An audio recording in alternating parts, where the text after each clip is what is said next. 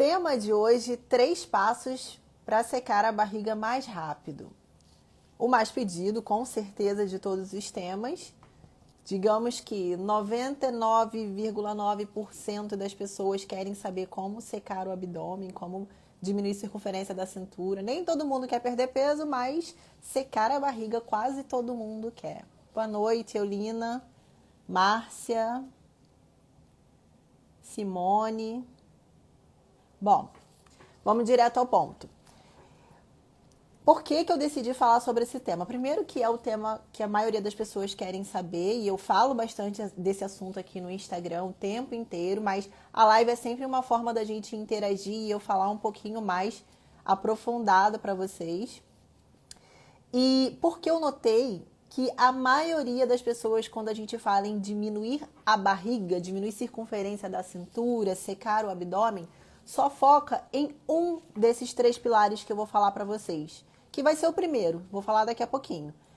Então, vocês procuram uma dieta diferente, vocês procuram um termogênico diferente, cada hora compra um termogênico, enfim. Só que esse é um dos pilares. E aí, o que acontece? Muita gente passa anos e anos gastando uma grana ou tentando várias formas, consegue perder peso, consegue tudo, mas o abdômen, que realmente é o mais difícil, a barriga é o mais difícil, acaba não evoluindo muito, porque existem ainda os outros pilares. Então, antes de começar a falar o primeiro pilar, o primeiro passo para vocês, eu quero saber qual é o tipo de abdômen que vocês têm como objetivo. Se é uma barriguinha chapada, que a maioria das mulheres gosta, ou se é um abdômen mais definido, com gominhos, hipertrofiado, abdômen mais de marombeiro mesmo. Qual é o tipo que vocês preferem?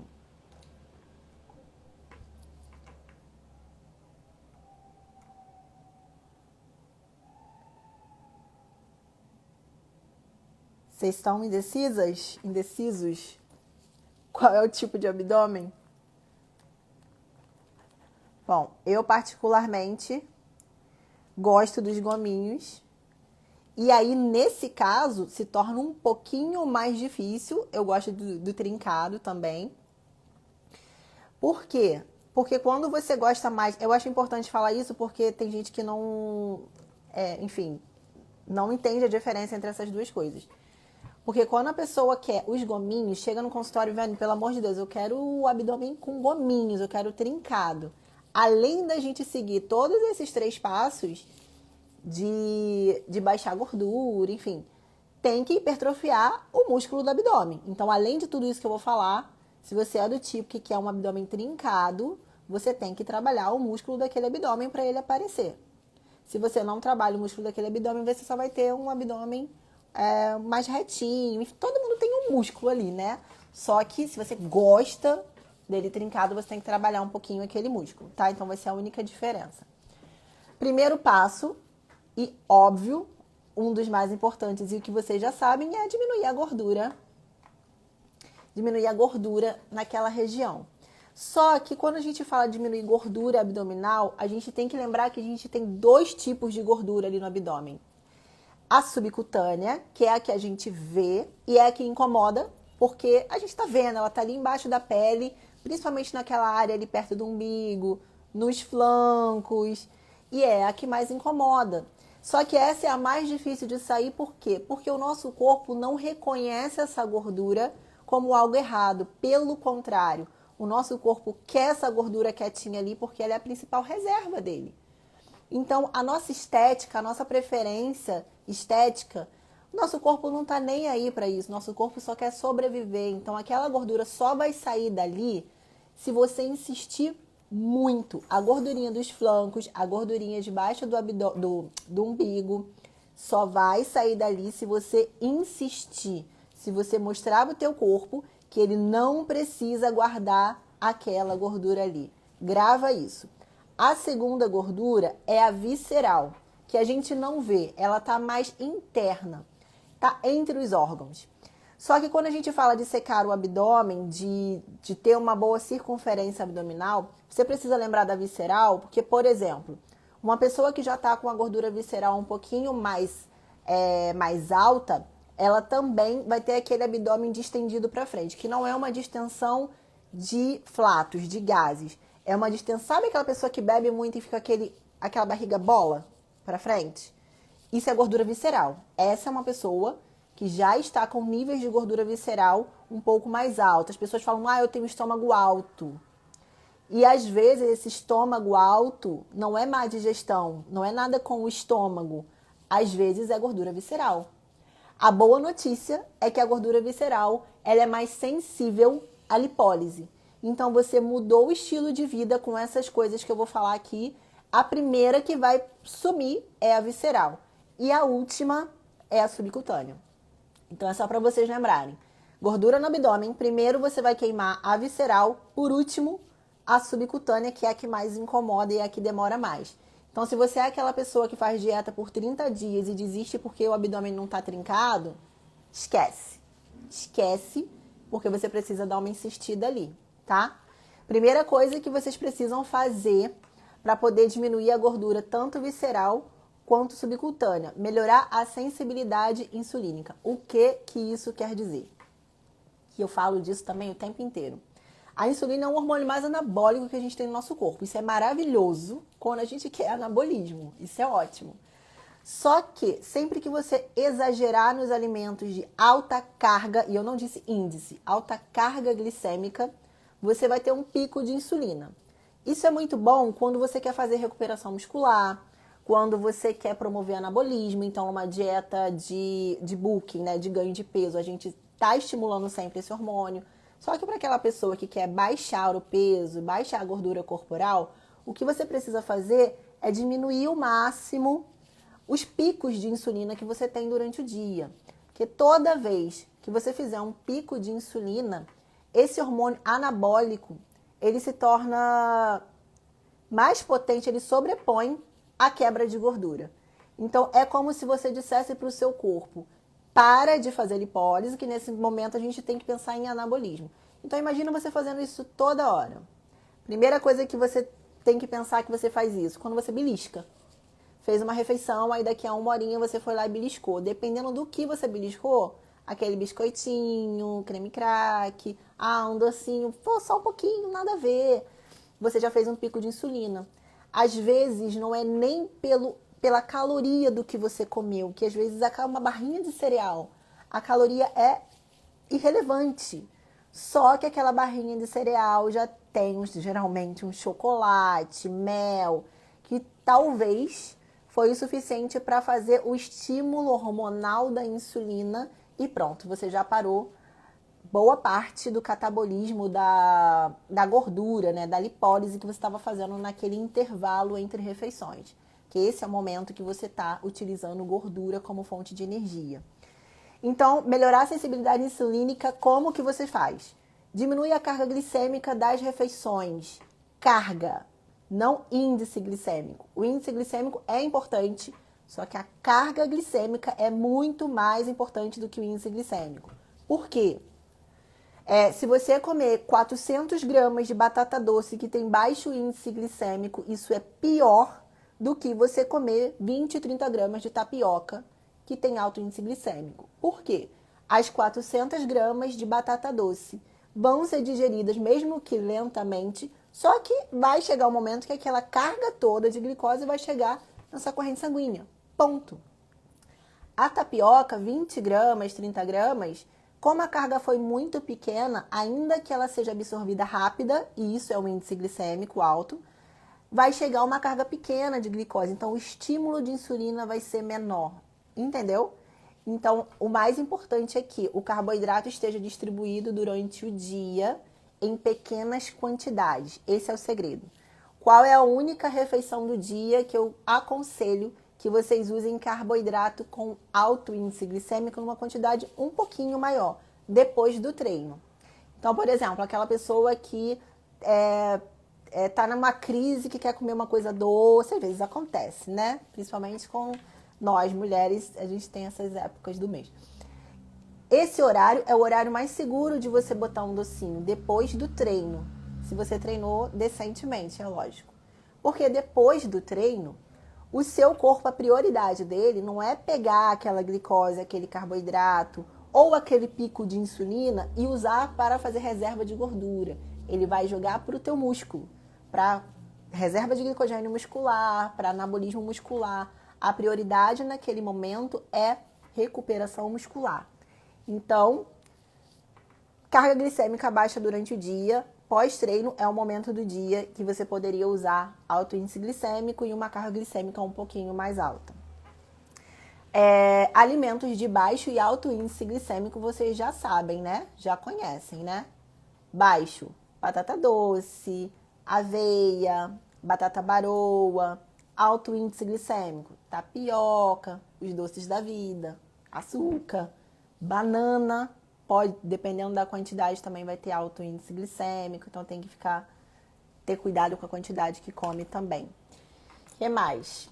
Jejum intermitente é uma outra forma de melhorar a sensibilidade insulínica. Aliás, jejum intermitente não é uma dieta. Jejum intermitente é uma estratégia nutricional que deve ser feita com responsabilidade. Agora, uma das principais indicações de se fazer jejum intermitente é justamente melhorar a sensibilidade insulínica. Quando a sua insulina trabalha com eficiência, o seu corpo não precisa fazer picos muito altos de insulina para que o seu músculo consiga captar glicose. Então, isso é muito importante. Sempre que você precisar produzir muita insulina para conseguir manter a sua glicemia, você está em estado anabólico de gordura ou do que for o tempo inteiro, entendeu? Então, aquela pessoa que come pra caramba, come muito carboidrato, come muito doce, não engorda, é uma pessoa que tem boa sensibilidade insulínica. Então, pensem em como é importante prestar atenção na sensibilidade insulínica, tá? Uma pessoa que responde bem à glicose. Então, recapitulando. Baixas cargas glicêmicas nas refeições, jejum intermitente, e existem 2 suplementos principais, na verdade existem muitos suplementos que ajudam na sensibilidade insulínica, mas tem 2 básicos que, ao meu ver, todo mundo deveria tomar. Tem muitos, na verdade, mas eu poderia falar de creatina, poderia falar de coenzima Q10, ômega 3, tudo isso ajuda também. Mas eu pensei nesses 2 porque são suplementos que, por exemplo, um deles é o magnésio. O magnésio, a maioria das pessoas tem deficiência de magnésio, porque é muito difícil a gente ter quantidades ótimas de magnésio na nossa rotina alimentar. É muito difícil. Existem fontes, mas eu estou falando de quantidades ótimas e não de quantidades mínimas. Magnésio vocês vão encontrar no mercado de várias formas. Inositol, quelado, enfim. Eu sugiro que, se você é uma pessoa que não dorme bem, procura o magnésio inositol, porque ele é mais relaxante, ele ajuda muito na sensibilidade insulínica por causa do inositol, e ele ajuda muito a dormir, então é um dos que eu mais gosto. E se você dorme bem, você também tem uma boa produção de testosterona durante o sono, você tem uma boa produção de GH durante o sono, então sempre que der para melhorar o sono, faça o possível para melhorar o sono. Então, o magnésio inositol é o que eu mais gosto de indicar. A dose de magnésio, se for quelado, por exemplo, fica em torno de 300 a 400 miligramas. Inclusive, ele é muito legal para ansiedade. Então, se você for usar em cápsula, por exemplo, usar no período da tarde, que geralmente é o horário que a maioria das pessoas estão mais ansiosas ou quer comer mais doce. O magnésio também faz um equilíbrio legal de eletrólitos, então aquela pessoa que se sente muito inchada. E no caso do inositol, ele geralmente vocês vão achar em pó. E aí a dosezinha dele, se eu não me engano, é de 5 gramas diluído em água antes de dormir. Pronto, tá? O segundo suplemento, anotem, porque esse é importante demais. Ácido alfa-lipoico. Inclusive, eu tenho um vídeo lá no meu feed falando sobre o ácido alfa-lipoico. Ele é altamente anti-inflamatório, ele melhora a sensibilidade insulínica, ele aumenta a sua capacidade mitocondrial de gerar energia através da gordura. Então, é você ir... Pense que você é um carro de motor 1.0 e você vai para 2.0 e por aí vai. é uma das funções do ácido alfa-lipoico. E ele é um antiglicante. O fato dele ser antiglicante ajuda muito, por exemplo, as mulheres que reclamam muito de celulite. Porque glicação é quando a glicose cola em proteínas do nosso corpo e essa proteína vai perdendo a sua função. Isso acontece, por exemplo, com o colágeno. Então, tudo que for antiglicante é anti-envelhecimento, é anti-inflamatório e por aí vai. A dose do magnésio inositol, do ácido alfa-lipoico é de 200 a 600 miligramas por dia. É fácil, o magnésio é fácil de encontrar em loja de suplemento, em farmácia. O ácido alfa-lipoico é um pouquinho mais difícil, mas ele é um nutriente que vocês também conseguem manipular, se for preciso. Outra coisa que é importante para esse primeiro pilar é o déficit calórico, e isso é claro, né?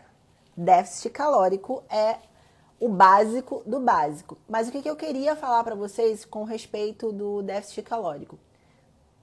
Déficit calórico, para quem não sabe, quem está assistindo e não sabe, é você gastar mais calorias no dia do que as calorias que você ingere, que você consome. E esse é o pilar mínimo, básico, para você utilizar a sua reserva de gordura corporal. Se você come mais do que você gasta, e é por isso que exercício físico, uma das coisas pelo qual exercício físico é tão importante, você não consome gordura corporal porque o corpo não precisa. Você está dando energia para o seu corpo, para que ele vai pegar da reserva. Entendeu? E por que eu queria muito falar sobre isso com vocês? Porque vocês pecam sem perceber no déficit calórico com o quê? Com coisas saudáveis, tá? Azeite. Nossa, eu vejo muito isso no consultório. Azeite é saudável? Muito. Só que é gordura. Gente, gordura, 1 grama de gordura é muito mais calórico do que 1 grama de carboidrato, do que 1 grama de proteína. É mais calórico do que até álcool.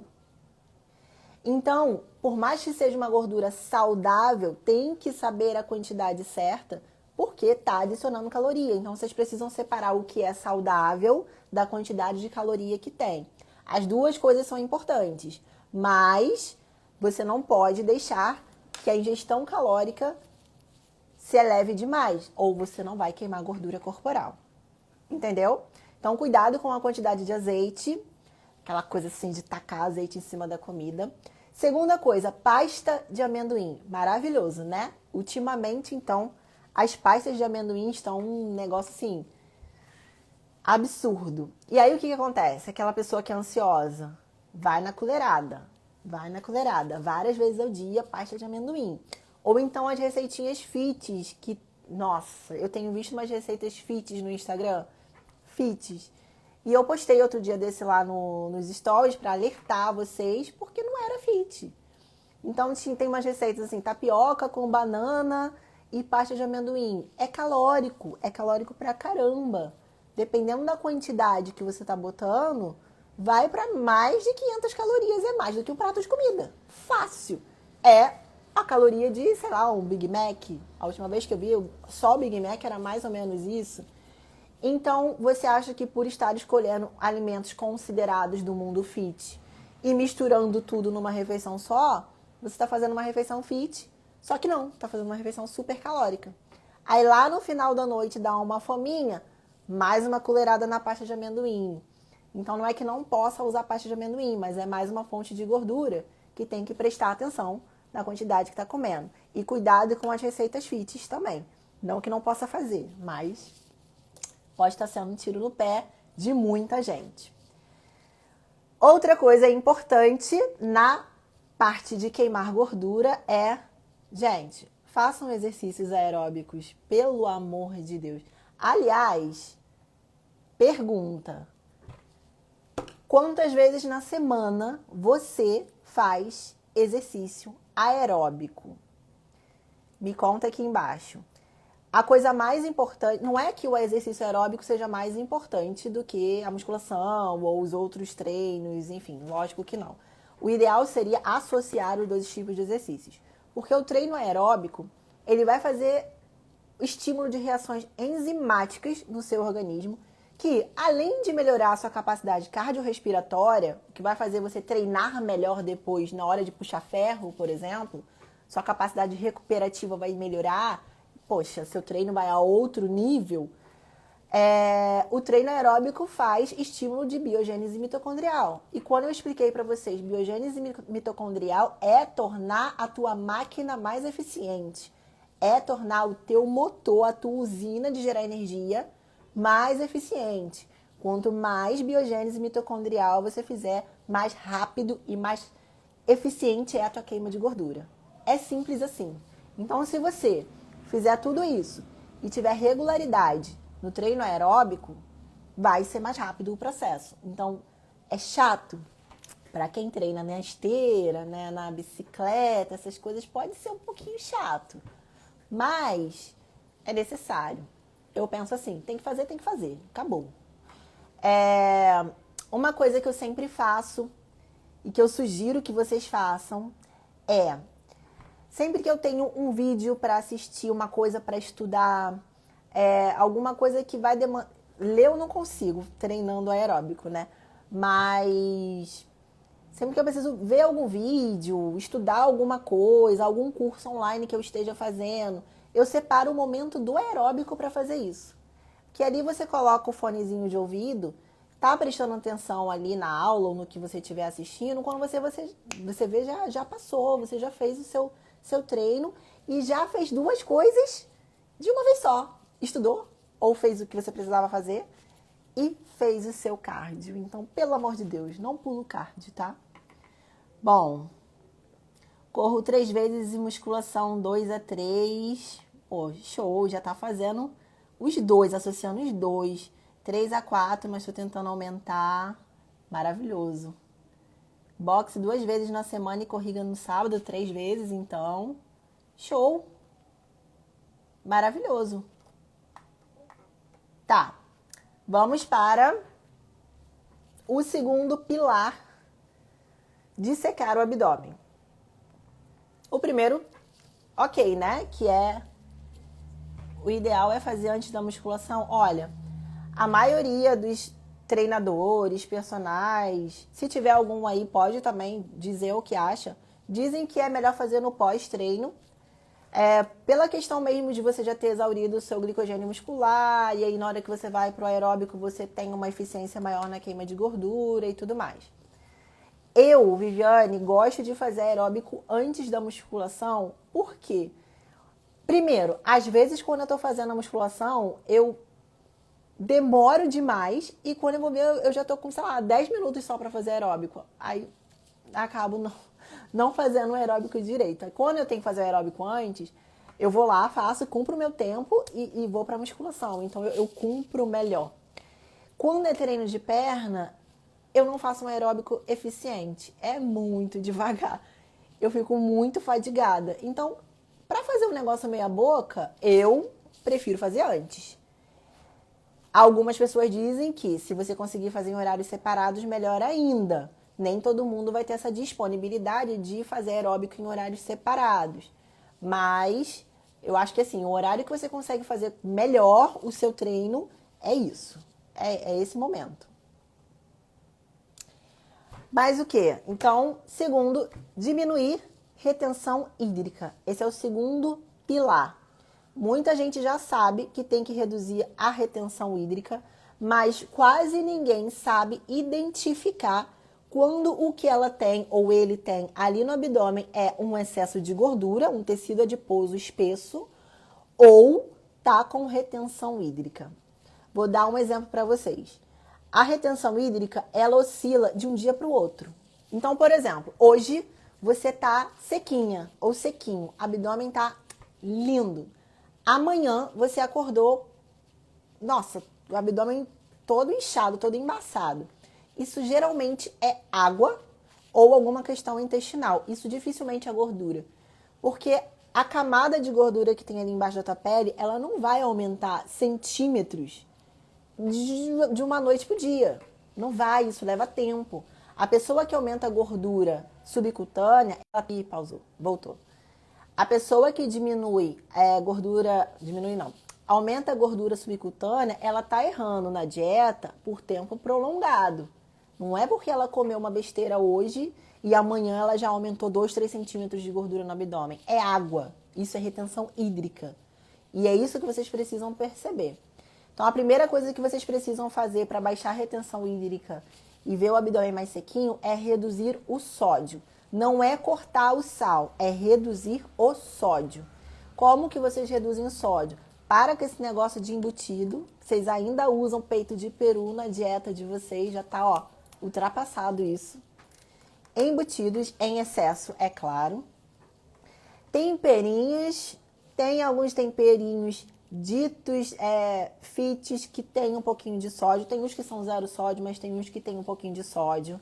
Tem temperinho vendidos em lojinhas a granel, que é produto natural, aquelas misturinhas lá, natural, que vem com glutamato monossódico. Por quê? Porque dá um saborzinho a mais e é sódio, e além de ter o glutamato que aumenta a ansiedade.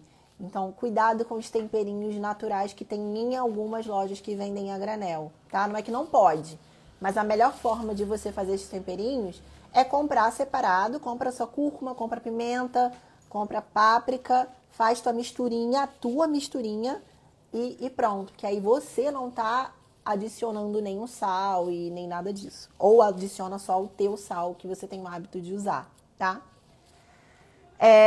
Alguns suplementos alimentares têm muito sódio também, mas assim, tem que sempre estar olhando atrás. Uma dica para vocês, quando vocês forem olhar rótulo dos produtos, usem como um padrão, não é 100%, mas é uma forma de vocês usarem como um padrão. Olha qual é a porção que vem ali no rótulo de uso, vê se é a mesma porção que você consome, isso é importante, e ver quantos % de sódio tem naquela porção. Se for acima de 5 ou 7% no máximo, já tem muito sódio. Muito sódio. Então, o ideal é que o sódio da porção que você consome fique ali em torno de 2%, 3%, até 5% é normal, porque os alimentos vão ter sódio.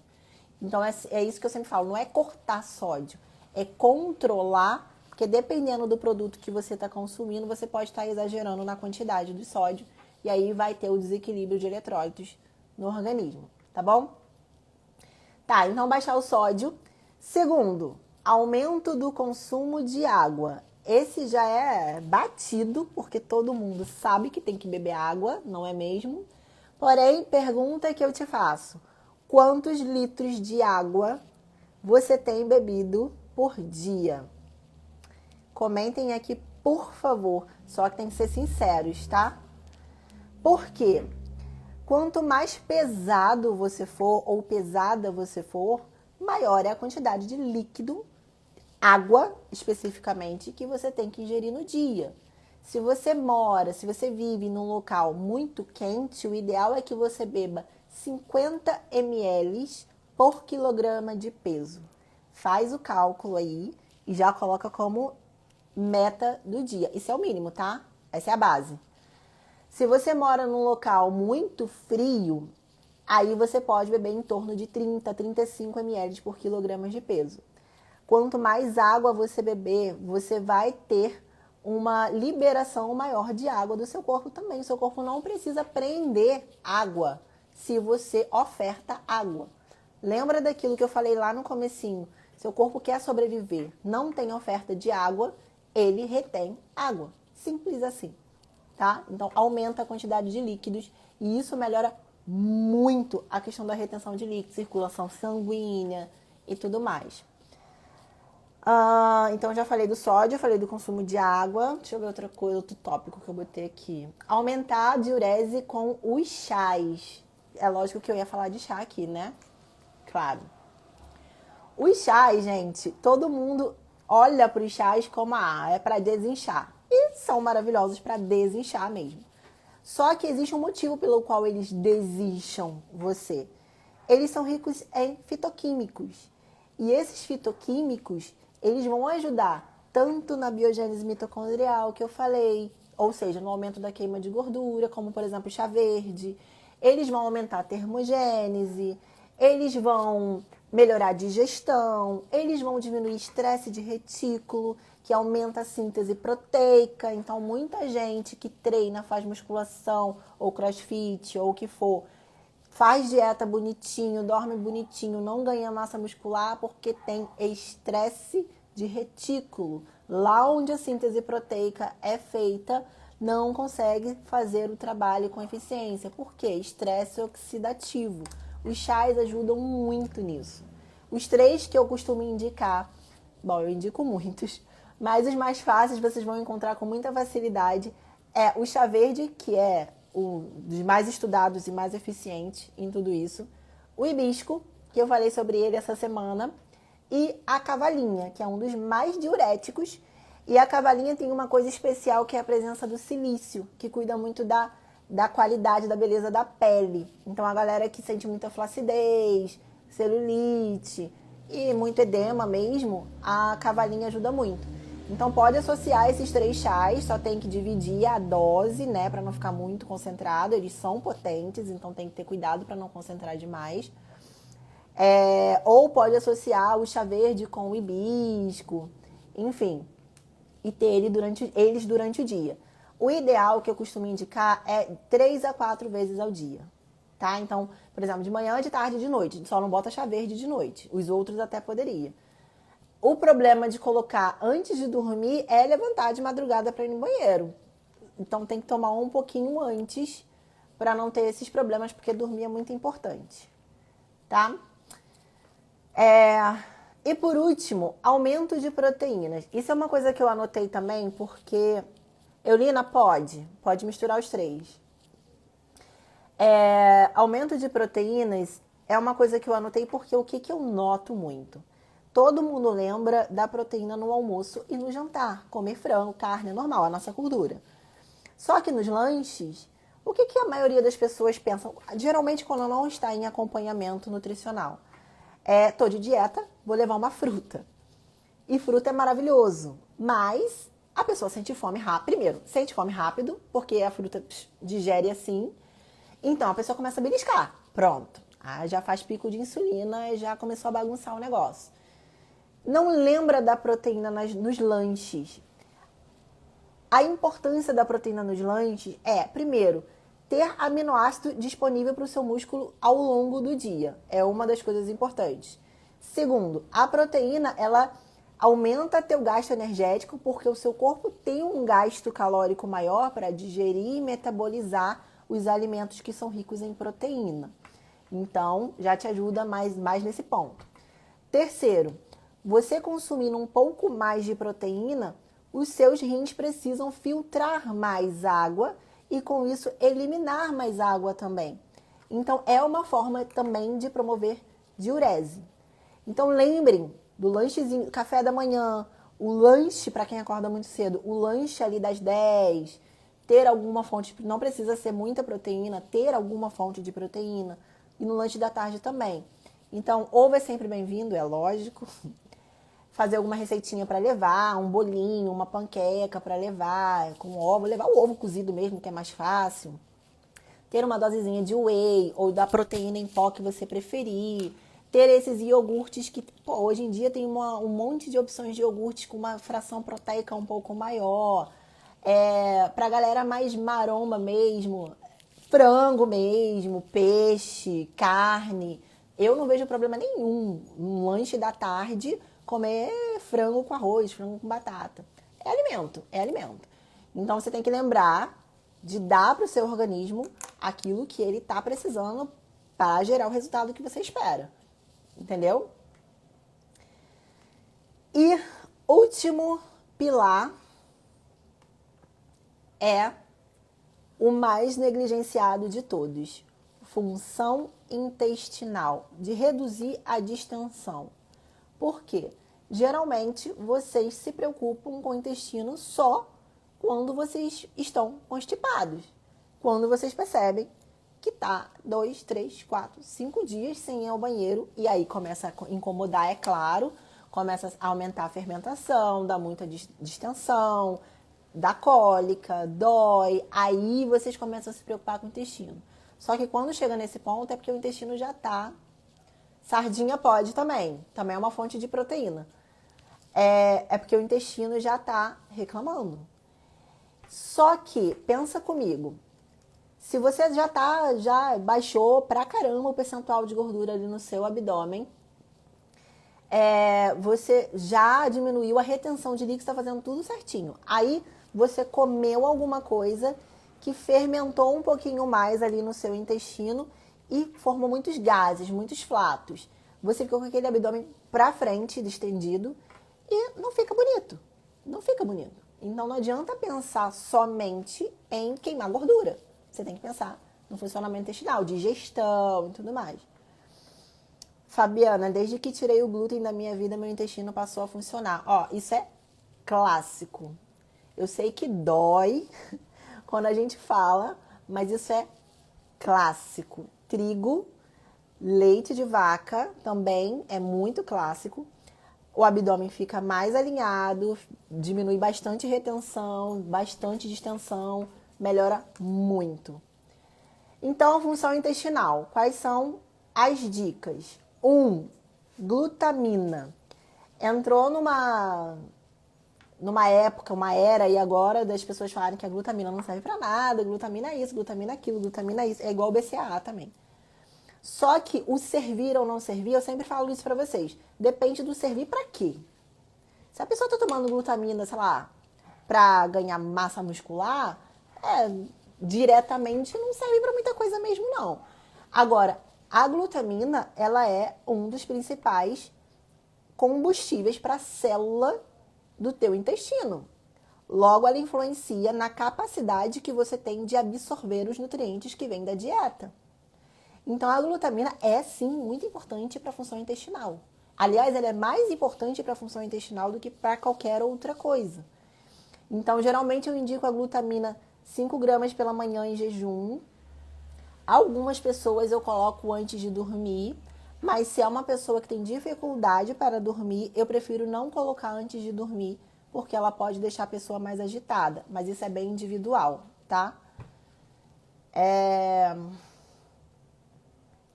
Jejum é o tema da próxima consulta. Fechado. Segunda coisa para o intestino, anotem, é o uso de prebióticos. Prebióticos são qualquer fibra que vai servir de combustível para as bactérias benéficas do nosso intestino. Agora, um adendo para quem tem muita distensão abdominal existe uma fibra específica que eu sempre indico que não causa essa fermentação, não dá distensão. Chama-se goma acácia. Vocês também vão achar como fibregum, que se escreve. A goma acácia, ela não é fermentativa, ao contrário de outras fibras. Então, ela é uma das fibras mais seguras de você adicionar no shake, de você adicionar onde você quiser, no suco, e ter o benefício da fibra na sua rotina, tá? A glutamina pode ser no shot matinal, pode ser misturada com... Para quem treina de manhã, pode ser batida com whey, enfim. Pode ser do jeito que você quiser. Mas eu prefiro a glutamina ainda em jejum. Então, no shot seria melhor mesmo. A fibra já seria melhor junto com o whey. E a goma cássia não tem sabor, tá? É super tranquila. E treinador Bruno, tudo bem? A segunda, farinha de banana verde. Essa com certeza vocês já ouviram falar, já viram por aí bastante. E o legal da farinha de banana verde é que dá pra vocês fazerem várias receitas legais, dá pra fazer panqueca, dá pra fazer muita farinha ou biomassa, tá? Tanto faz. E são ricas em amido resistente, que é um tipo de carboidrato, um tipo de amido que chega ali no seu intestino e ele não é digerido. Então ele serve ali, ele fica ali para as bactérias intestinais utilizarem. É muito eficiente, é barato, é muito fácil de achar também nas lojas de produtos naturais, pelo menos costumava ser, acho que não sumiu ainda. Mas tem a farinha de maracujá, de casca de maracujá, que também tem amido resistente. Gente, pipoca tem amido resistente, ó, já começou a ficar melhor.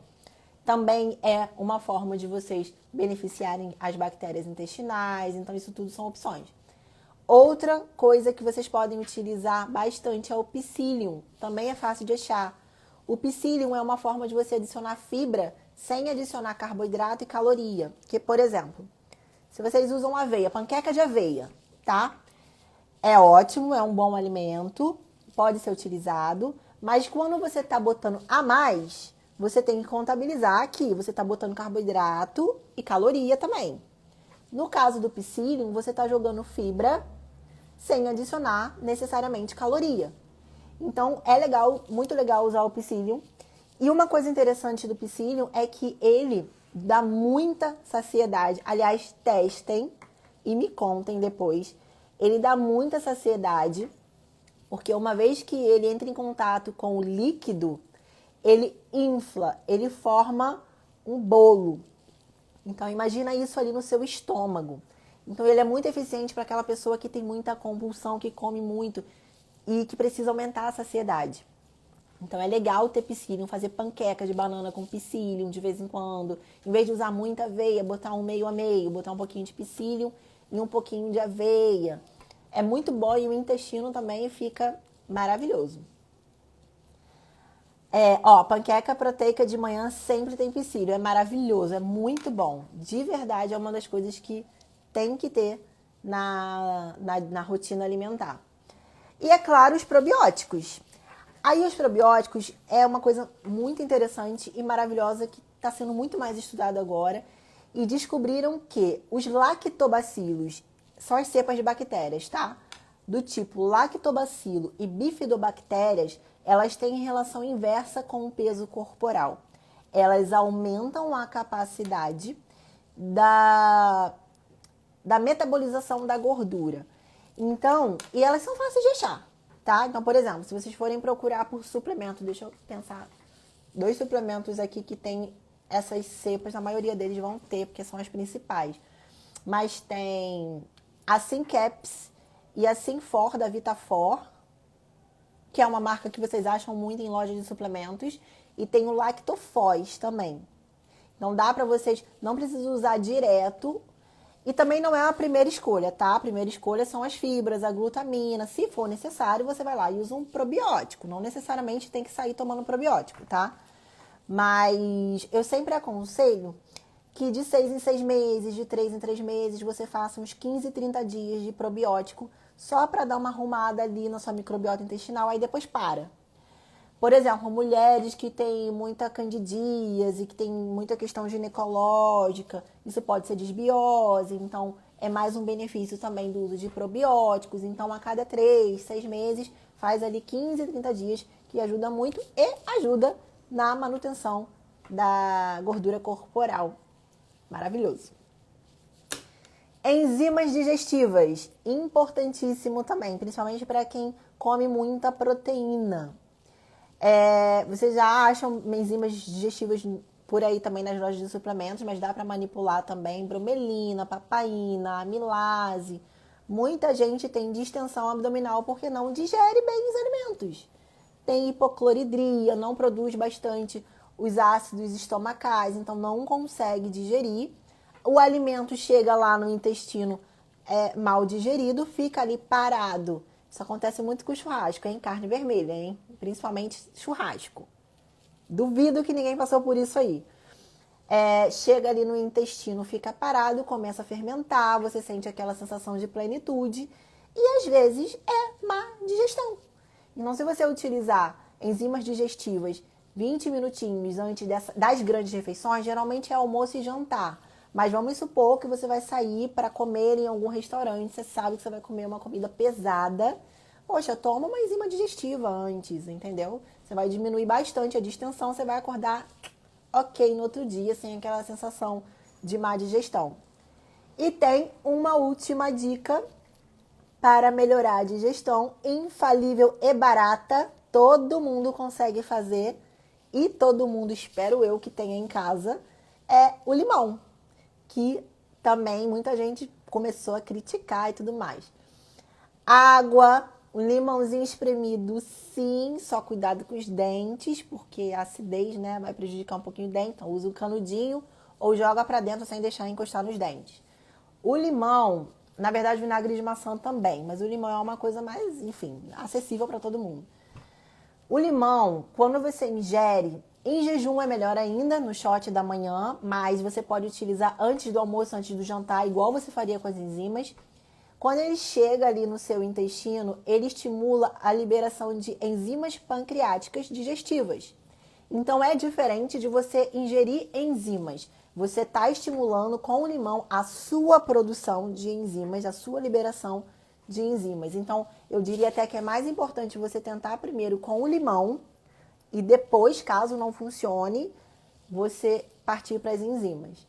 Então, 30 minutinhos antes, botar para dentro uma água com limão. É pouquinho, uns 2 dedinhos, 3 dedinhos, como se fosse um shot mesmo de água com limão ou vinagre de maçã para já fazer essa liberação enzimática e a sua digestão é absurdamente melhor. Ah, Viviane, esqueci de tomar a água com limão antes do almoço ou da janta. Posso tomar durante? Pode, só que uma pequena quantidade, 100 ml, por aí.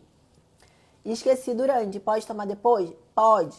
Várias vezes eu fui fazer uma refeição livre em algum lugar, senti muito pesada, eu peço logo uma limonada, sem adoçar, e melhora muito a digestão. Você já sente o abdômen diminuir mesmo aquela distensão toda da má digestão que você está sentindo. E, obviamente, um abdômen não distendido é um abdômen mais bonito. Bom, falei para caramba, mas eu acho que eu falei tudo. Então, esses são os 3 pilares.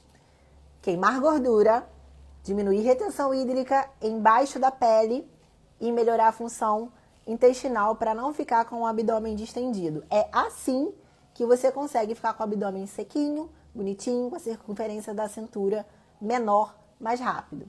Então, espero que vocês tenham anotado tudo. Espero que vocês tenham gostado, que não tenha ficado nenhuma dúvida. Alguém tem alguma dúvida? A gente tem 10 minutos para tirar dúvida agora. Deixa eu ver aqui.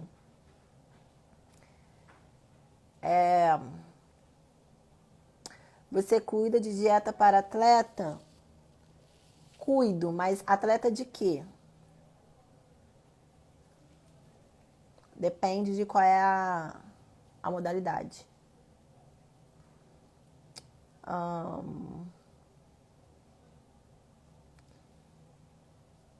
Gente, isso vai ficar gravado. Não se preocupem que vai ficar gravado, tá?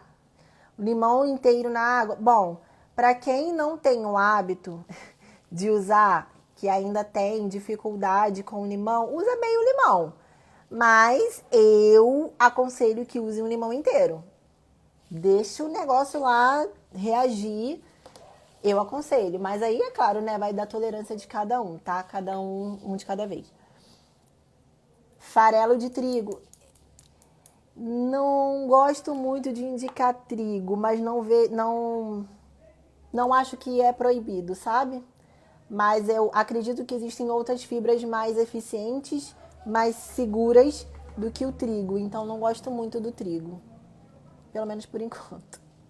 Não indico mesmo. Então, vai ficar gravado. Pode tomar o dia inteiro o quê? Chá, água com limão. Se for água com limão, se tomar em todas as refeições, não, né? Seria as refeições maiores, seria almoço e jantar. Ou se você faz um café da manhã muito farto, faz o shot antes do café da manhã, entendeu? Não tem tanta necessidade de fazer água com limão em todas as refeições do dia. Principalmente refeição pequenininha. Não mesmo. Bom, gente, a live vai ficar gravada. Espero ter ajudado. Espero que vocês coloquem em prática. Principalmente, eu quero ver o abdômen de todo mundo depois, hein? Bom, beijo pra vocês. Boa noite. Muito obrigada por estarem aqui. E aceito sugestões para a próxima live, tá bom? Um abraço.